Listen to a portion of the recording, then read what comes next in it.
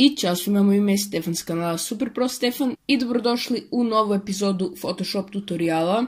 U ovom tutorialu ću vam pokazati kako neku stvar sa vaše slike možete da izbrišete i da bukvalno kad pogledate posle sliku izgleda kao da tu nikada to nije bilo.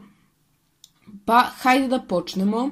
Ja ovdje imam sliku ovog delfina i ja ću sada potpuno da ovog delfina izbrišem sa ove slike. Prvo ću koristim ovaj Quick Selection Tool koga smo gledali u prošlom videu, u prošlom tutorialu.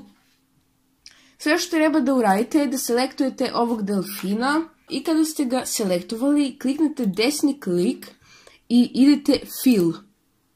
Ovdje gdje vam piše Contents, gledajte da vam je selektovano ovo Content Ever i onda idete OK.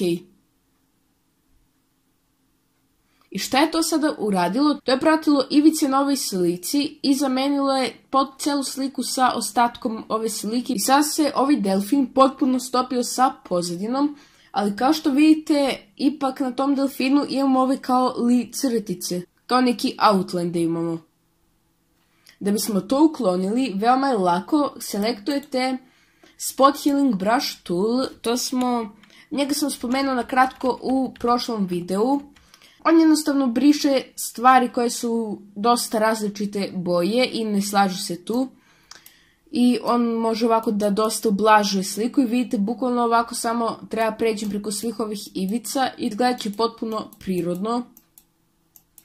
Možete samo da uzmete i ovako da pratite svo vreme liniju i onda na kraju da pustite. Evo ovaj donji deo je malo problematičniji jer ovdje već ima i ove vode.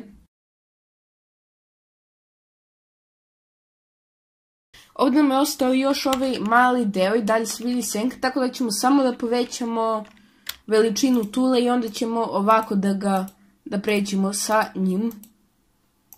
I kao što vidite, ovo trenutno izgleda bukvalno delfina više nema, a ovo izgleda kao da delfin nikada ovdje nije bio, samo se vidi ova voda koja misteriozno iskače.